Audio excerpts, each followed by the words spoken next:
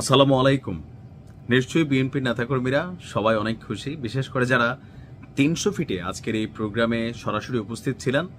এত পরিমাণ মানুষ আসলে সর্বশেষ আমি নিজেও কবে দেখছি জানি না, যে যতদিন ধরে নিউজ টিউজ করছি। যাই হোক, তো বিএনপির যারা অনুসারী আছেন তাদের প্রিয় নেতা জনাব তারেক রহমান বাংলাদেশে এসেছেন, তো বক্তব্য দিয়েছেন। এরপরে অনেকে আসলে জানতে চাচ্ছেন যে তিনি আসলে কি ঘোষণাগুলো দিলেন, যে এই যে বাংলাদেশে আসলেন, সারা বাংলাদেশ যে তার অপেক্ষায়, সারা বাংলাদেশ বলতে যারা বিএনপির নেতাকর্মী আছে, এছাড়াও রাজনৈতিকভাবে যারা একটা স্থিতিশীল পরিস্থিতি দেখতে চায়, জনাব তারেক রহমান আসার পরে কি ঘটবে বা ওনার কর্মসূচিগুলো কি, বা তিনি আসলে কি ঘোষণা দিবেন, মানে এগুলো নিয়ে অনেকের মধ্যেই নানান চাঞ্চল্যকর অবস্থান আছে বা তথ্যগত জানার আগ্রহী ইচ্ছা আছে। তাদের জন্য এই ভিডিওটা। আজকের এই ভিডিওতে আগামী 3 দিনের অর্থাৎ আগামী 72 ঘন্টা জনাব তারেক রহমান কোথায় যাবেন, কি করবেন, তার পূর্ণাঙ্গ একটা কর্মসূচি আমি জানানোর চেষ্টা করছি। এই সম্পর্কে আমরা বিএনপির যে স্থায়ী কমিটির সদস্য সালাউদ্দিন আহমেদ এবং তারেক রহমানের আজকের বক্তব্যের একাংশ আপনারা শুনছেন, তো সেখান থেকে এতটুকু স্পষ্ট যে আজকে এই বক্তব্য দেওয়ার পর তিনি সোজা গিয়েছেন, সেটা হচ্ছে যে বিএনপি চেয়ারপারসন অর্থাৎ ওনার আম্মা বেগম খালেদা জিয়াকে দেখতে এবার কেয়ার হাসপাতালে গিয়েছেন। আমি যখন নিউজটি করছি তখন তিনি সম্ভবত এবার কেয়ার হাসপাতালে আছেন, অথবা সেখান থেকে বেরিয়ে গিয়েছেন।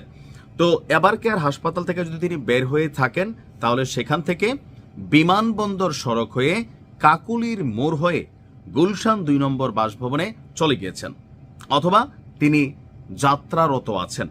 তো আজকে অন্য কোনো অনুষ্ঠান, প্রোগ্রাম অথবা কোনো সংবর্ধনা এগুলার কোনোটাই তিনি গ্রহণ করবেন না। স্বাভাবিক দীর্ঘ একটা বিমান যাত্রা, আবার আবহাওয়াগত একটা ইস্যু আছে। এই যে আমি সাউথ কোরিয়া থেকে গত 5 দিন আগে বাংলাদেশ থেকে আসছি, 13 দিনের সফরে গিয়েছিলাম। তো আবহাওয়াগত ইস্যুটা আমাদেরকে ইফেক্ট করে, কারণ এখানে মাইনাসের মধ্যে আছি। হুট করে বাংলাদেশে গেলে ফিজিক্যাল কন্ডিশনও খারাপ হয়ে যায়, ক্লান্তি লাগে। তো 26 ডিসেম্বর কি হবে? শুক্রবার অর্থাৎ 26 ডিসেম্বর জুমার নামাজের পর তারেক রহমান তার গুলশানের বাসভবন থেকে প্রথমে রাজধানীর শেরেবাংলা নগরে তার প্রয়াত পিতা জিয়াউর রহমানের কবর জিয়ারত করবেন। সন্তান হিসাবে এটা অবশ্যই তার প্রথম দায়িত্ব। সেখান থেকে সাভারের জাতীয় স্মৃতিসৌধে গিয়ে মুক্তিযুদ্ধের শহীদদের প্রতি শ্রদ্ধা জানাবেন। এটা রাষ্ট্রীয় দায়িত্ব, অথবা এটা তার পলিটিক্যাল পয়েন্ট অফ ভিউ থেকে তিনি এই কাজটা করবেন। এরপর হচ্ছে আগামীকালকেও এই 2টা প্রোগ্রামের বাহিরে তেমন কোনো প্রোগ্রাম থাকবে না। আর ওনার যারা আত্মীয় স্বজন আছেন, পারিবারিকভাবে হয়তো ওনাদের সাথে দেখা সাক্ষাৎ করবেন, বা দলের কেন্দ্রীয় পর্যায়ে যারা নেতারা আছেন তাদেরকে হয়তো সময় দিবেন। নাম্বার 3, মানে তৃতীয় দিন হচ্ছে 27 ডিসেম্বর। ওই দিন আবার 2টা কর্মসূচি তিনি রাখছেন। জাতীয় পরিচয়পত্রের কাজ করবেন তিনি, কারণ তিনি কিন্তু এখনো ভোটার হন নাই। লন্ডনে অবস্থানকালীন তিনি প্রবাসী যে ভোটার সেটা হন নাই, কারণ বাংলাদেশে এসে তিনি ভোটার হবেন। সেজন্য জাতীয় পরিচয়পত্রের কাজ করবেন। সশরীরে রাজধানীর আগারগাঁওয়ে নির্বাচন কমিশন অফিসে যাবেন কিনা এটা এখনো শিওর না, তবে সম্ভাবনা আছে। আর 27 তারিখে ভোটার হবার জন্য যত কাজ আছে সব কাজ করবেন।